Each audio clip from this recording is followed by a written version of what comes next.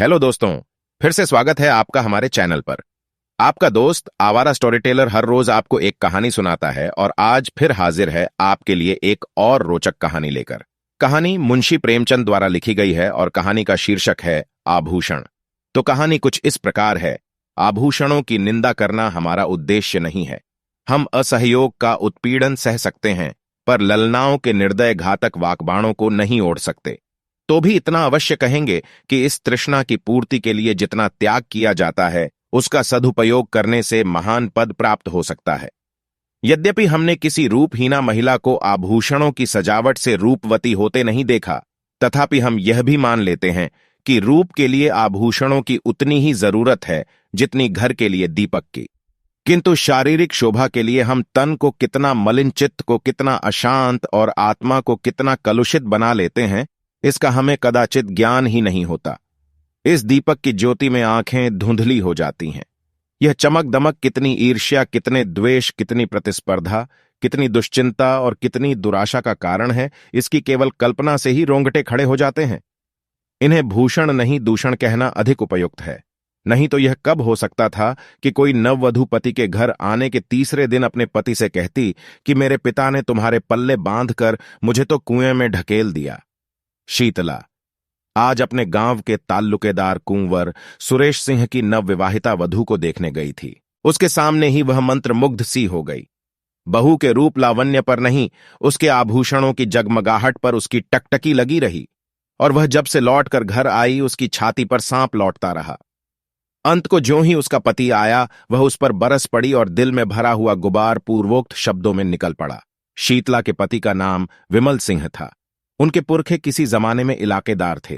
इस गांव पर भी उन्हीं का 16 आने अधिकार था, लेकिन अब इस घर की दशा हीन हो गई है। सुरेश सिंह के पिता जमींदारी के काम में दक्ष थे। विमल सिंह का सब इलाका किसी न किसी प्रकार से उनके हाथ आ गया।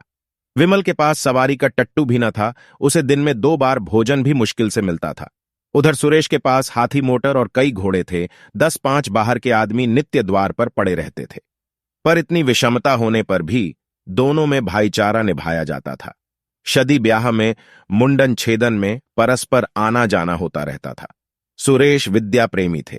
हिंदुस्तान में ऊंची शिक्षा समाप्त करके वह यूरोप चले गए और सब लोगों की शंकाओं के विपरीत वहां से आर्य सभ्यता के परम भक्त बनकर लौटे। वहां के जड़वाद, कृत्रिम भोगलिप्सा और अमानुषिक मदांधता ने उनकी आंखें खोल दी थीं। पहले वह घर वालों के बहुत जोर देने पर भी विवाह करने को राजी नहीं हुए थे। लड़की से पूर्व परिचय हुए बिना प्रणय नहीं कर सकते थे। पर यूरोप से लौटने पर उनके वैवाहिक विचारों में बहुत बड़ा परिवर्तन हो गया। उन्होंने उसी पहले की कन्या से बिना उसके आचार विचार जाने हुए विवाह कर लिया। अब वह विवाह को प्रेम का बंधन नहीं, धर्म का बंधन समझते थे। उसी सौभाग्यवती वधू को देखने के लिए आज शीतला अपनी सास के साथ सुरेश के घर गई थी। उसी के आभूषणों की छटा देखकर वह मर्माहत सी हो गई है। विमल ने व्यथित होकर कहा, तो माता पिता से कहा होता, सुरेश से ब्याह कर देते, वह तुम्हें गहनों से लाद सकते थे। शीतला, तो गाली क्यों देते हो? विमल, गाली नहीं देता, बात कहता हूं। तुम जैसी सुंदरी को उन्होंने नाहक मेरे साथ ब्याहा। शीतला, लजाते तो हो नहीं, उल्टे और ताने देते हो। विमल, भाग्य मेरे वश में नहीं है। इतना पढ़ा भी नहीं हूं कि कोई बड़ी नौकरी करके रुपये कमाऊं। शीतला, ये क्यों नहीं कहते कि प्रेम ही नहीं है? प्रेम हो तो कंचन बरसने लगे। विमल, तुम्हें गहनों से बहुत प्रेम है। शीतला, सभी को होता है, मुझे भी है। विमल, अपने को अभागिनी समझती हो। शीतला, हूं ही, समझना कैसा, नहीं तो क्या दूसरे को देखकर तरसना पड़ता। विमल, गहने बनवा दूं तो अपने को भाग्यवती समझने लगोगी। शीतला चिढ़कर, तुम तो इस तरह पूछ रहे हो जैसे सुनार दरवाजे पर बैठा है। विमल, नहीं, सच कहता हूं, बनवा दूंगा। हां, कुछ दिन सब्र करना पड़ेगा। समर्थ पुरुषों को बात लग जाती है तो प्राण ले लेते हैं। सामर्थ्यहीन पुरुष अपनी ही जान पर खेल जाता है। विमल सिंह ने घर से निकल जाने की ठानी। निश्चय किया, या तो इसे गहनों से ही लाद दूंगा या वैधव्य शोक से, या तो आभूषण ही पहनेगी या सेंदूर को भी तरसेगी। दिन भर वह चिंता में डूबा पड़ा रहा। शीतला को उसने प्रेम से संतुष्ट करना चाहा था। आज अनुभव हुआ कि नारी का हृदय प्रेम पाश से नहीं बंधता, कंचन के पाश ही से बंध सकता है। पहर रात जाते जाते वह घर से चल खड़ा हुआ। पीछे फिरकर कभी न देखा। ज्ञान से जागे हुए विराग में चाहे मोह का संस्कार हो, पर नैराश्य से जागा हुआ विराग अचल होता है। प्रकाश में इधर की वस्तुओं को देखकर मन विचलित हो सकता है, पर अंधकार में किसका साहस है जो लीक से जौ भर हट सके। विमल के पास विद्या न थी, कला कौशल भी न था। उसे केवल अपने कठिन परिश्रम और कठिन आत्मत्याग ही का आधार था। वह पहले कलकत्ते गया। वहां कुछ दिन तक एक सेठ की अगवानी करता रहा। वहां जो सुन पाया कि रंगून में मजदूरी अच्छी मिलती है तो वह रंगून जा पहुंचा और बंदर पर माल चढ़ाने उतारने का काम करने लगा। कुछ तो कठिन श्रम, कुछ खाने पीने के असंयम और कुछ जलवायु की खराबी के कारण वह बीमार हो गया। शरीर दुर्बल हो गया, मुख की कांति जाती रही। फिर भी उससे ज्यादा मेहनती मजदूर बंदर पर दूसरा न था। और मजदूर थे, पर यह मजदूर तपस्वी था। मन में जो कुछ ठान लिया था उसे पूरा करना उसके जीवन का एकमात्र उद्देश्य था। उसने घर को अपना कोई समाचार न भेजा। अपने मन से तर्क किया, घर में मेरा कौन हितु है, गहनों के सामने मुझे कौन पूछता है।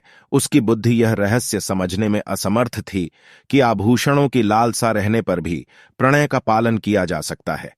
और मजदूर प्रातःकाल सैरो मिठाई खाकर जलपान करते थे। दिन भर दम दम भर पर गांजे, चरस और तमाकू के दम लगाते थे। अवकाश पाते तो बाजार की सैर करते थे। कितनों ही को शराब का भी शौक था। पैसों के बदले रुपये कमाते थे तो पैसों की जगह रुपये खर्च भी कर डालते थे। किसी की देह पर साबुत कपड़े न थे, पर विमल उन गिनती के 2-4 मजदूरों में था जो संयम से रहते थे, जिनके जीवन का उद्देश्य खा पी कर मर जाने के सिवा कुछ और भी था। थोड़े ही दिनों में उसके पास थोड़ी सी संपत्ति हो गई। धन के साथ और मजदूरों पर दबाव भी बढ़ने लगा। यह प्रायः सभी जानते थे कि विमल जाति का कुलीन ठाकुर है। सब ठाकुर ही कहकर उसे पुकारते थे। संयम और आचार सम्मान सिद्धि के मंत्र हैं। विमल मजदूरों का नेता और महाजन हो गया। विमल को रंगून में काम करते हुए 3 वर्ष हो चुके थे। संध्या हो गई थी। वह कई मजदूरों के साथ समुद्र के किनारे बैठा बातें कर रहा था। एक मजदूर ने कहा, यहां की सभी स्त्रियां निठुर होती हैं। बेचारा झींगुर 10 बरस से उसी बर्मी स्त्री के साथ रहता था। कोई अपनी ब्याही जोरू से भी इतना प्रेम न करता होगा। उस पर इतना विश्वास करता था कि जो कुछ कमाता सो उसके हाथ में रख देता था। 3 लड़के थे। अभी कल तक दोनों साथ साथ खाकर लेटे थे। न कोई लड़ाई, न बात, न चीत। रात को औरत न जाने कहां चली गई, लड़कों को छोड़ गई। बेचारा झींगुर रो रहा है। सबसे बड़ी मुश्किल तो छोटे बच्चे की है। अभी कुल 6 महीने का है। कैसे जिएगा भगवान ही जाने। विमल सिंह ने गंभीर भाव से कहा, गहने बनवाता था कि नहीं, मजदूर, रुपये पैसे तो औरत ही के हाथ में थे। गहने बनवाती उसका हाथ कौन पकड़ता। दूसरे मजदूर ने कहा, गहनों से तो लदी हुई थी। जिधर से निकल जाती थी छम छम की आवाज से कान भर जाते थे। विमल जब गहने बनवाने पर भी निठुराई की तो यही कहना पड़ेगा कि यह जाति ही बेवफा होती है। इतने में एक आदमी आकर विमल सिंह से बोला, चौधरी, अभी मुझे एक सिपाही मिला था। वह तुम्हारा नाम, गांव और बाप का नाम पूछ रहा था। कोई बाबू सुरेश सिंह हैं। विमल ने सशंक होकर कहा, हाँ हैं तो। मेरे गांव के इलाकेदार और बिरादरी के भाई हैं। आदमी, उन्होंने थाने में कोई नोटिस छपवाया है कि जो विमल सिंह का पता लगावेगा उसे 1000 रुपये का इनाम मिलेगा। विमल, तो तुमने सिपाही को सब ठीक ठीक बता दिया। आदमी, चौधरी, मैं कोई गंवार हूं। क्या समझ गया कुछ दाल में काला है, नहीं तो कोई इतने रुपये क्यों खर्च करता। मैंने कह दिया कि उनका नाम विमल सिंह नहीं, जसोदा पांडे है। बाप का नाम सुक्खू बताया और घर जिला झांसी में। पूछने लगा, यहां कितने दिन से रहता है। मैंने कहा, कोई 10 साल से। तब कुछ सोचकर चला गया। सुरेश बाबू से तुमसे कोई अदावत है क्या। चौधरी, विमल, अदावत तो नहीं थी, मगर कौन जाने उनकी नीयत बिगड़ गई हो। मुझ पर कोई अपराध लगाकर मेरी जगह जमीन पर हाथ बढ़ाना चाहते हो। तुमने बड़ा अच्छा किया कि सिपाही को उड़नझाई बताई। आदमी मुझसे कहता था कि ठीक ठीक बता दो तो 50 रू तुम्हें भी दिला दूं। मैंने सोचा आप तो 1000 की गठरी मारेगा और मुझे 50 रू दिलाने को कहता है। फटकार बता दी। एक मजदूर मगर जो 200 रू देने को कहता तो तुम सब ठीक ठीक नाम ठिकाना बता देते। क्यों धत तेरे लालची की। आदमी लज्जित होकर, 200 रू नहीं 2000 रू भी देता तो ना बताता। मुझे ऐसा विश्वासघात करने वाला मत समझो। जब जी चाहे परख लो। मजदूरों में यों वाद विवाद होता ही रहा। विमल आकर अपनी कोठरी में लेट गया। वह सोचने लगा, अब क्या करूं। जब सुरेश जैसे सज्जन की नीयत बदल गई तो अब किसका भरोसा करूं। नहीं, अब बिना घर गए काम नहीं चलेगा। कुछ दिन और न गया तो फिर कहीं का ना हूंगा। 2 साल और रह जाता तो पास में पूरे 5000 रू हो जाते। शीतला की इच्छा कुछ पूरी हो जाती। अभी तो सब मिलाकर 3000 रू ही होंगे। इतने में उसकी अभिलाषा न पूरी होगी। खैर, अभी चलूं, 6 महीने में फिर लौट आऊंगा। अपनी जायदाद तो बच जाएगी। नहीं, 6 महीने तक रहने का क्या है, जाने आने का 1 महीना लग जाएगा। घर में 15 दिन से ज्यादा न रहूंगा। वहां कौन पूछता है, आऊं या रहूं, मरूं या जूं, वहां तो गहनों से प्रेम है। इस तरह मन में निश्चय करके वह दूसरे दिन रंगून से चल पड़ा। संसार कहता है कि गुण के सामने रूप की कोई हस्ती नहीं। हमारे नीतिशास्त्रा के आचार्यों का भी यही कथन है, पर वास्तव में यह कितना भ्रम मूलक है। कुंवर सुरेश सिंह की नववधू मंगला कुमारी गृह कार्य में निपुण पति के इशारे पर प्राण देने वाली अत्यंत विचारशीला मधुर भाषिणी और धर्म भीरु स्त्री थी, पर सौंदर्य विहीन होने के कारण पति की आंखों में कांटे के समान खटकती थी। सुरेश सिंह बात बात पर उस पर झुंझलाते, पर घड़ी भर में पश्चात्ताप के वशीभूत होकर उसे क्षमा मांगते, किंतु दूसरे ही दिन वही कुत्सित व्यापार शुरू हो जाता। विपत्ति यह थी कि उनके आचरण अन्य रईसों की भांति भ्रष्ट न थे। वह दाम्पत्य जीवन ही में आनंद, सुख, शांति, विश्वास, प्रायः सभी ऐहिक और पारमार्थिक उद्देश्य पूरा करना चाहते थे, और दाम्पत्य सुख से वंचित होकर उन्हें अपना समस्त जीवन नीरस, स्वादहीन और कुंठित जान पड़ता था। फल यह हुआ कि मंगला को अपने ऊपर विश्वास न रहा। वह अपने मन से कोई काम करते हुए डरती कि स्वामी नाराज होंगे। स्वामी को खुश रखने के लिए अपनी भूलों को छिपाती, बहाने करती, झूठ बोलती। नौकरों को अपराध लगाकर आत्मरक्षा करना चाहती। पति को प्रसन्न रखने के लिए उसने अपने गुणों की, अपनी आत्मा की अवहेलना की, पर उठने के बदले वह पति की नजरों से गिरती ही गई। नित्य नए श्रृंगार करती, पर लक्ष्य से दूर होती जाती थी। पति की एक मधुर मुस्कान के लिए, उनके अधरों के एक मीठे शब्द के लिए उसका प्यासा हृदय तड़प तड़प कर रह जाता था। लावण्य विहीन स्त्री वह भिक्षुक नहीं है जो चंगुल भर आटे से संतुष्ट हो जाए। वह भी पति का संपूर्ण अखंड प्रेम चाहती है, और कदाचित सुंदरियों से अधिक, क्योंकि वह इसके लिए असाधारण प्रयत्न और अनुष्ठान करती है। मंगला इस प्रयत्न में निष्फल होकर और भी संतप्त होती थी। धीरे धीरे पति पर से उसकी श्रद्धा उठने लगी। उसने तर्क किया कि ऐसे क्रूर, हृदय शून्य, कल्पनाहीन मनुष्य से मैं भी उसी का सा व्यवहार करूंगी। जो पुरुष रूप का भक्त है वह प्रेम भक्ति के योग्य नहीं। इस प्रत्याघात ने समस्या और भी जटिल कर दी। मगर मंगला की केवल अपनी रूपहीनता ही का रोना न था। शीतला का अनुपम रूप लालित्य भी उसकी कामनाओं का बाधक था, बल्कि यह उसकी आशालताओं पर पड़ने वाला तुषार था। मंगला सुंदरी न सही, पर पति पर जान देती थी। जो अपने को चाहे उससे हम विमुख नहीं हो सकते। प्रेम की शक्ति अपार है, पर शीतला की मूर्ति सुरेश के हृदय द्वार पर बैठी हुई मंगला को अंदर न जाने देती थी, चाहे वह कितना ही वेश बदल कर आवे।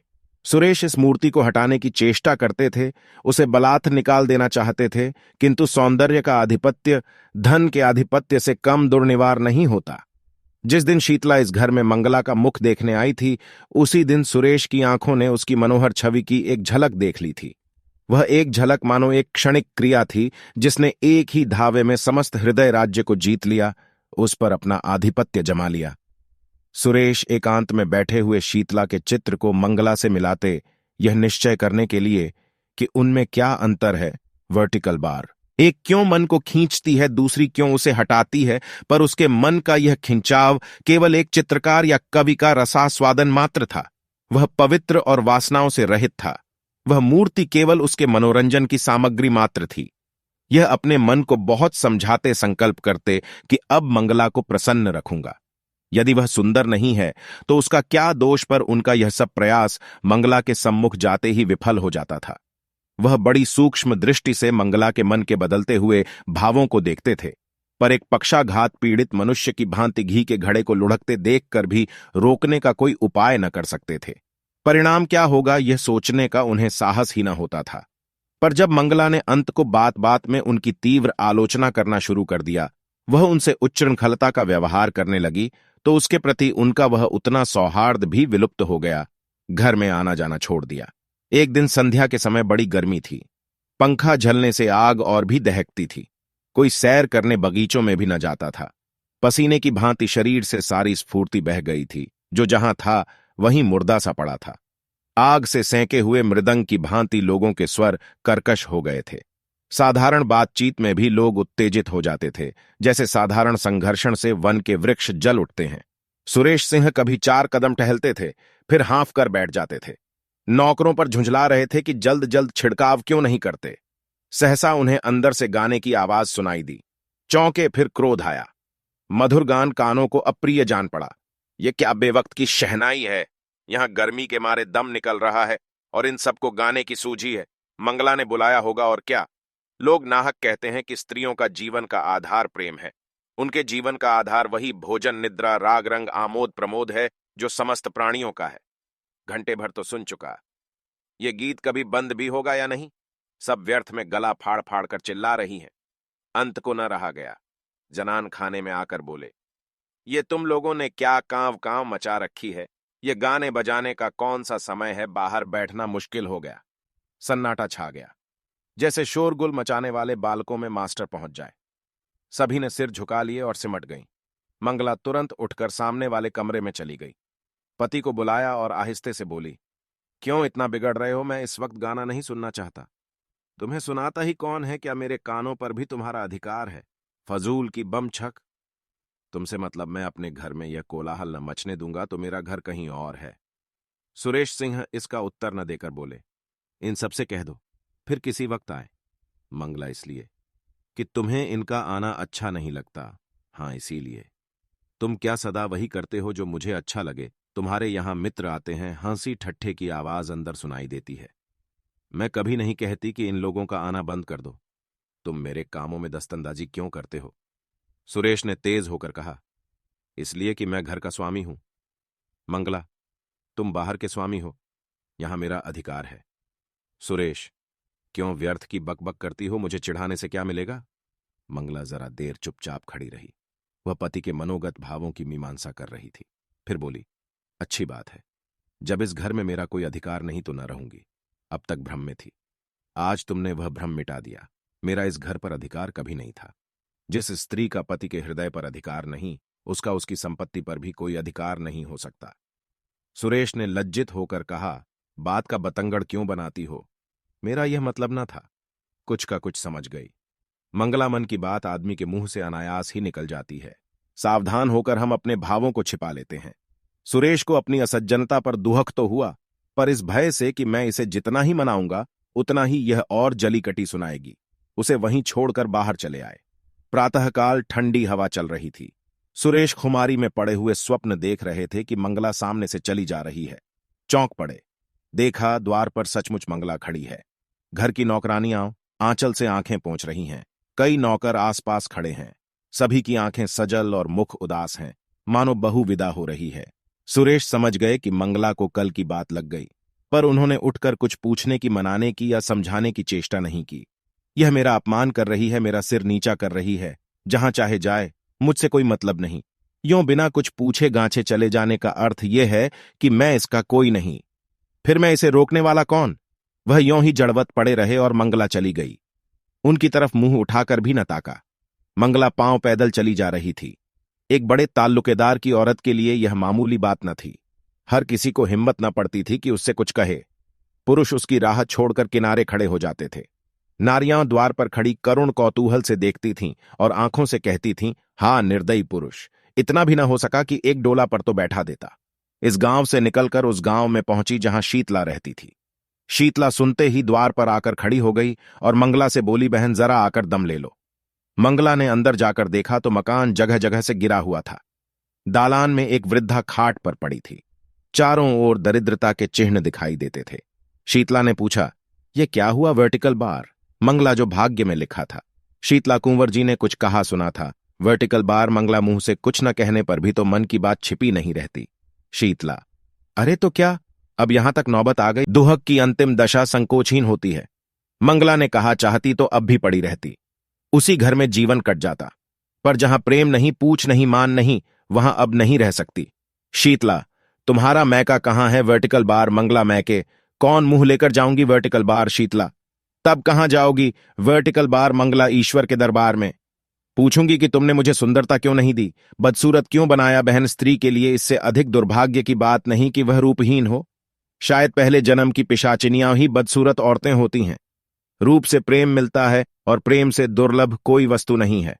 यह कहकर मंगला उठ खड़ी हुई। शीतला ने उसे रोका नहीं। सोचा, इसे क्या खिलाऊंगी? आज तो चूल्हा जलने की भी कोई आशा नहीं। उसके जाने के बाद वह देर तक बैठी सोचती रही, मैं कैसी अभागिन हूं।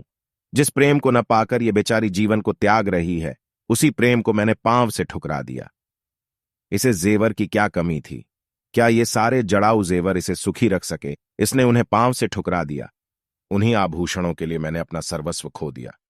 हां, न जाने वह विमल सिंह कहां है, किस दशा में है। अपनी लालसा को, तृष्णा को वह कितनी ही बार धिक्कार चुकी थी। मंगला की दशा देखकर आज उसे आभूषणों से घृणा हो गई। विमल को घर छोड़े 2 साल हो गए थे। शीतला को अब उनके बारे में भांति भांति की शंकाएं होने लगी थीं।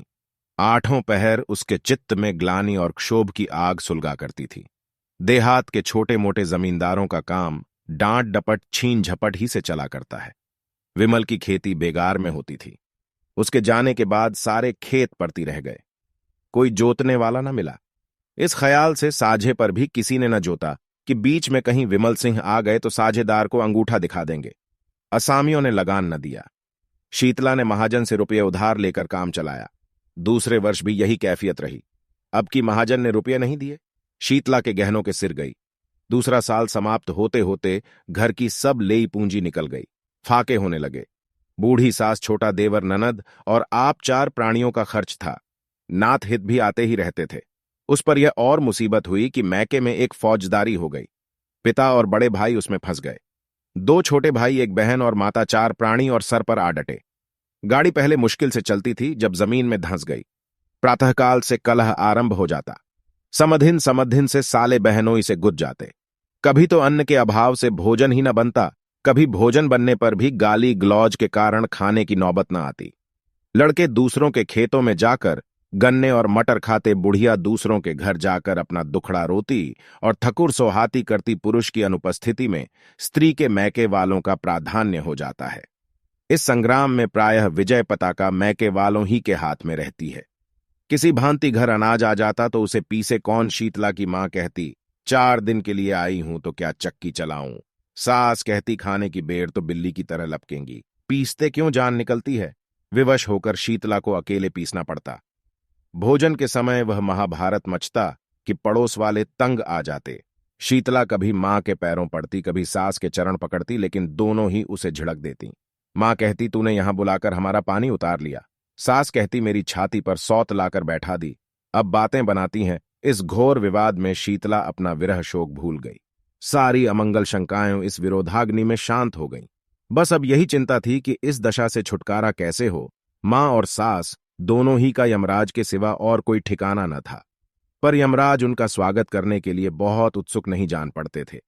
सैकड़ों उपाय सोचती, पर उस पथिक की भांति जो दिन भर चलकर भी अपने द्वार ही पर खड़ा हो, उसकी सोचने की शक्ति निश्चल हो गई थी। चारों तरफ निगाहें दौड़ाती कि कहीं कोई शरण का स्थान है, पर कहीं निगाह न जमती। एक दिन वह इसी नैराश्य की अवस्था में द्वार पर खड़ी थी। मुसीबत में, चित्त की उद्विग्नता में, इंतजार में द्वार से हमें प्रेम हो जाता है। सहसा उसने बाबू सुरेश सिंह को सामने से घोड़े पर जाते देखा। उनकी आंखें उसकी ओर फिरीं। आंखें मिल गईं। वह झिझक कर पीछे हट गई। किवाड़ें बंद कर लिए। कुंवर साहब आगे बढ़ गए। शीतला को खेद हुआ कि उन्होंने मुझे देख लिया। मेरे सिर पर साड़ी फटी हुई थी। चारों तरफ उसमें पैबंद लगे हुए थे। वह अपने मन में न जाने क्या कहते होंगे। कुंवर साहब को गांव वालों से विमल सिंह के परिवार के कष्टों की खबर मिली थी। वह गुप्त रूप से उनकी कुछ सहायता करना चाहते थे, पर शीतला को देखते ही संकोच ने उन्हें ऐसा दबाया कि द्वार पर एक क्षण भी न रुक सके। मंगला के गृह त्याग के 3 महीने पीछे आज वह पहली बार घर से निकले थे। मारे शर्म के बाहर बैठना छोड़ दिया था। इसमें संदेह नहीं कि कुंवर साहब मन में शीतला के रूप रस का आस्वादन करते थे। मंगला के जाने के बाद उनके हृदय में एक विचित्र दुष्कामना जाग उठी। क्या किसी उपाय से यह सुंदरी मेरी नहीं हो सकती? विमल का मुद्दत से पता नहीं। बहुत संभव है कि वह अब संसार में न हो, किंतु वह इस दुष्कल्पना को विचार से दबाते रहते थे। शीतला की विपत्ति की कथा सुनकर भी वह उसकी सहायता करते हुए डरते थे। कौन जाने वासना यही वेश धरकर मेरे विचार और विवेक पर कुठाराघात करना चाहती हो। अंत को लालसा की कपट लीला उन्हें भुलावा दे ही गई। वह शीतला के घर उसका हाल चाल पूछने गए। मन में तर्क किया, यह कितना घोर अन्याय है कि एक अबला ऐसे संकट में हो और मैं उसकी बात भी न पूछूं। पर वहां से लौटे तो बुद्धि और विवेक की रस्सियां टूट गई थीं और नौका मोह वासना के अपार सागर में डुबकियां खा रही थी।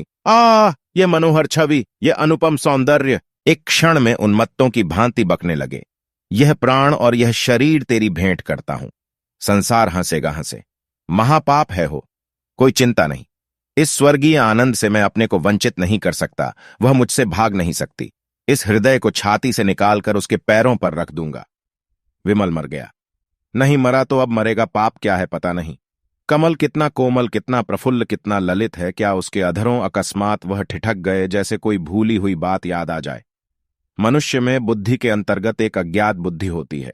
जैसे रणक्षेत्र में हिम्मत हार कर भागने वाले सैनिकों को किसी गुप्त स्थान से आने वाली कुमक संभाल लेती है, वैसे ही इस अज्ञात बुद्धि ने सुरेश को सचेत कर दिया। वह संभल गए। ग्लानि से उनकी आंखें भर आईं। वह कई मिनट तक किसी दंडित कैदी की भांति क्षुब्ध खड़े सोचते रहे। फिर विजय ध्वनि से कह उठे, कितना सरल है। इस विकार के हाथी को सिंह से नहीं चिंऊटी से मारूंगा। शीतला को एक बार बहन कह देने से ही यह सब विकार शांत हो जाएगा। शीतला, बहन, मैं तेरा भाई हूं। उसी क्षण उन्होंने शीतला को पत्र लिखा, बहन, तुमने इतने कष्ट झेले पर मुझे खबर तक ना दी। मैं कोई गैर न था, मुझे इसका दुख है। खैर, अब ईश्वर ने चाहा तो तुम्हें कष्ट ना होगा। इस पत्र के साथ उन्होंने अनाज और रुपये भेजे। शीतला ने उत्तर दिया, भैया क्षमा करो, जब तक जीऊंगी तुम्हारा यश गाऊंगी। तुमने मेरी डूबती नाव पार लगा दी। कई महीने बीत गए। संध्या का समय था। शीतला अपनी मैना को चारा चुगा रही थी। उसे सुरेश नेपाल से उसी के वास्ते लाए थे। इतने में सुरेश आकर आंगन में बैठ गए। शीतला ने पूछा, कहां से आते हो भैया? सुरेश गया था जरा थाने, कुछ पता नहीं चला। रंगून में पहले कुछ पता मिला था, बात को मालूम हुआ कि वह कोई और आदमी है। क्या करूं, इनाम और बढ़ा दूं? शीतला, तुम्हारे पास रुपये बढ़े हैं, फूंको। उनकी इच्छा होगी तो आप ही आवेंगे। सुरेश, एक बात पूछूं, बताओगी? किस बात पर तुमसे रूठे थे? शीतला, कुछ नहीं, मैंने यही कहा कि मुझे गहने बनवा दो। कहने लगे मेरे पास है क्या? मैंने कहा लज्जा कर। तो ब्याह क्यों किया? बस बातों ही बातों में तकरार हो गई। इतने में शीतला की सांस आ गई। सुरेश ने शीतला की मां और भाइयों को उनके घर पहुंचा दिया था, इसलिए यहां अब शांति थी। सास ने बहू की बात सुन ली थी। कर्कश स्वर से बोली, बेटा, तुमसे क्या पर्दा है? यह महारानी देखने ही को गुलाब की फूल है, अंदर सब कांटे हैं। यह अपने बनाव सिंगार के आगे विमल की बात ही न पूछती थी। बेचारा इस पर जान देता था, पर इसका मुंह ही न सीधा होता था। प्रेम तो इसे छू नहीं गया। अंत को उसे देश से निकालकर इसने दम लिया। शीतला ने रुष्ट होकर कहा, क्या वही अनोखे धन कमाने घर से निकले हैं? देश विदेश जाना मर्दों का काम ही है। सुरेश, यूरोप में तो धनभोग के सिवा स्त्री पुरुष में कोई संबंध ही नहीं होता। बहन ने यूरोप में जन्म लिया होता तो हीरे जवाहिर से जगमगाती होती। शीतला, अब तुम ईश्वर से यही कहना कि सुंदरता देते हो तो यूरोप में जन्म दो। शीतला ने व्यथित होकर कहा, जिनके भाग्य में लिखा है वे यहीं सोने से लदी हुई हैं। मेरी भांति सभी के कर्म थोड़े ही फूट गए हैं। सुरेश सिंह को ऐसा जान पड़ा कि शीतला की मुख कांति मलिन हो गई है। पति वियोग में भी गहनों के लिए इतनी लालायित है। बोले, अच्छा, मैं तुम्हें गहने बनवा दूंगा। यह वाक्य कुछ अपमान सूचक स्वर में कहा गया था, पर शीतला की आंखें आनंद से सजल हो आईं, कंठ गदगद हो गया। उसके हृदय नेत्रों के सामने मंगला के रत्न जटित आभूषणों का चित्र खींच गया। उसने कृतज्ञतापूर्ण दृष्टि से सुरेश को देखा। मुंह से कुछ न बोली, पर उसका प्रत्येक अंग कह रहा था, मैं तुम्हारी हूं। कोयल आम की डालियों पर बैठकर, मछली शीतल निर्मल जल में क्रीड़ा करके और मृग शावक विस्तृत हरियालियों में छलांगें भरकर इतने प्रसन्न नहीं होते जितना मंगला के आभूषणों को पहनकर शीतला प्रसन्न हो रही है। उसके पैर जमीन पर नहीं पड़ते। वह दिन भर आईने के सामने खड़ी रहती है, कभी केशों को संवारती है, कभी सुरमा लगाती है। कोहरा फट गया है और निर्मल स्वच्छ चांदनी निकल आई है। वह घर का एक तिनका भी नहीं उठाती। उसके स्वभाव में एक विचित्र गर्व का संचार हो गया है। लेकिन श्रृंगार क्या है? सोई हुई काम वासना को जगाने का घोर नाद, उद्दीपन का मंत्र। शीतला जब नक्शिक से सजकर बैठती है तो उसे प्रबल इच्छा होती है कि मुझे कोई देखे। वह द्वार पर आकर खड़ी हो जाती है। गांव की स्त्रियों की प्रशंसा से उसे संतोष नहीं होता। गांव के पुरुषों को वह श्रृंगार रस विहीन समझती है, इसलिए सुरेश सिंह को बुलाती है। पहले वह दिन में एक बार आ जाते थे, अब शीतला के बहुत अनुनय विनय करने पर भी नहीं आते। पहर रात गई थी, घरों के दीपक बुझ चुके थे। शीतला के घर में दीपक जल रहा था। उसने कुंवर साहब के बगीचे से बेले के फूल मंगवाए थे और बैठी हार गूंथ रही थी, अपने लिए नहीं, सुरेश के लिए। प्रेम के सिवा एहसान का बदला देने के लिए उसके पास और था ही क्या। एकाएक कुत्तों के भूंकने की आवाज सुनाई दी और दम भर में विमल सिंह ने मकान के अंदर कदम रखा। उनके एक हाथ में संदूक था, दूसरे हाथ में एक गठरी। शरीर दुर्बल, कपड़े मैले, दाढ़ी के बाल बढ़े हुए, मुख पीला, जैसे कोई कैदी जेल से निकलकर आया हो।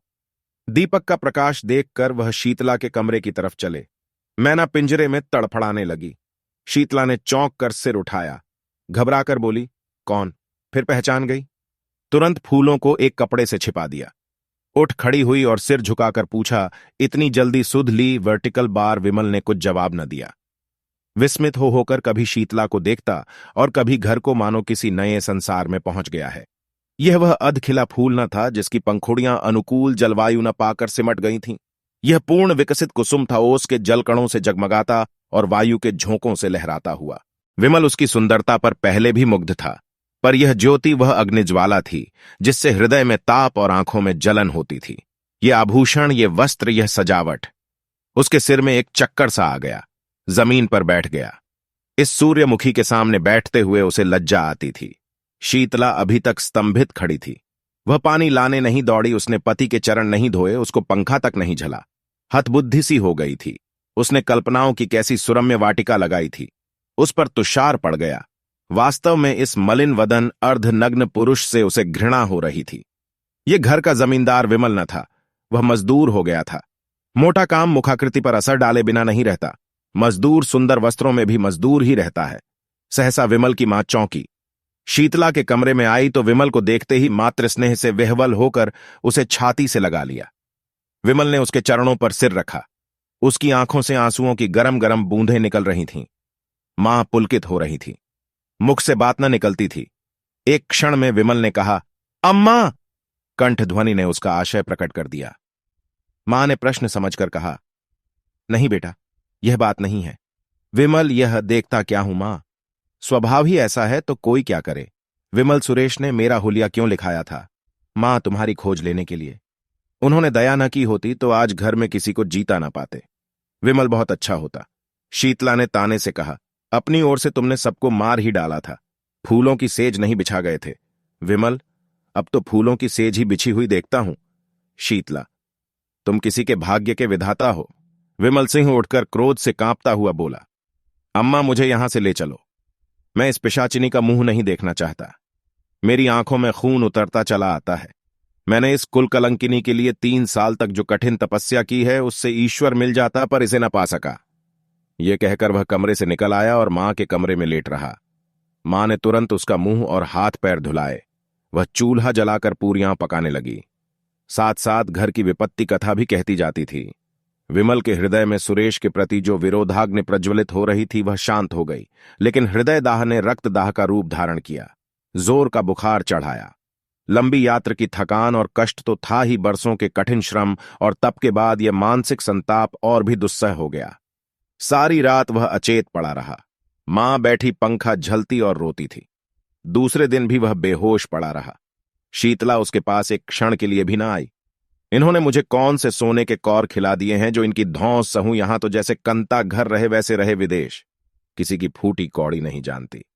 बहुत ताव दिखाकर तो गए थे, क्या लाद लाए। संध्या के समय सुरेश को खबर मिली, तुरंत दौड़े हुए आए। आज 2 महीने के बाद उन्होंने उस घर में कदम रखा। विमल ने आंखें खोली, पहचान गया। आंखों से आंसू बहने लगे। सुरेश के मुखारविंद पर दया की ज्योति झलक रही थी। विमल ने उसके बारे में जो अनुचित संदेह किया था, उसके लिए वह अपने को धिक्कार रहा था। शीतला ने ज्यों ही सुना कि सुरेश सिंह आए हैं, तुरंत शीशे के सामने गई, केश छिटका लिए और विपत की मूर्ति बनी हुई विमल के कमरे में आई। कहां तो विमल की आंखें बंद थीं, मूर्छित सा पड़ा था। कहां शीतला के आते ही आंखें खुल गईं। अग्निमय नेत्रों से उसकी ओर देखकर बोला, अभी आई है, आज के तीसरे दिन आना। कुंवर साहब से उस दिन फिर भेंट हो जाएगी। शीतला उलट्टे पांव चली गई। सुरेश पर घड़ों पानी पड़ गया। मन में सोचा, कितना रूप लावण्य है, पर कितना विषाक्त। हृदय की जगह केवल श्रृंगार लालसा। आतंक बढ़ता गया। सुरेश ने डॉक्टर बुलवाए, पर मृत्युदेव ने किसी की न मानी। उनका हृदय पाषाण है, किसी भांति नहीं पसीजता। कोई अपना हृदय निकाल कर रख दे, आंसुओं की नदी बहा दे, पर उन्हें दया नहीं आती। बसे हुए घर को उजाड़ना, लहराती हुई खेती को सुखाना उनका काम है। और उनकी निर्दयता कितनी विनोदमय है। ये नित्य नए रूप बदलते रहते हैं। कभी दामिनी बन जाते हैं तो कभी पुण्यमाला, कभी सिंह बन जाते हैं तो कभी सियार, कभी अग्नि के रूप में दिखाई देते हैं तो कभी जल के रूप में। तीसरे दिन पिछली रात को विमल की मानसिक पीड़ा और हृदय ताप का अंत हो गया। चोर दिन को कभी चोरी नहीं करता। यम के दूत प्रायः रात ही को सबकी नजर बचाकर आते हैं और प्राण रत्न को चुरा ले जाते हैं। आकाश के फूल मुरझाए हुए थे, वृक्ष समूह स्थिर थे पर शोक में मग्न सिर झुकाए हुए। रात शोक का बाह्य रूप है, रात मृत्यु का क्रीड़ा क्षेत्र है। उसी समय विमल के घर से आर्तनाद सुनाई दिया, वह नाद जिसे सुनने के लिए मृत्युदेव विकल रहते हैं।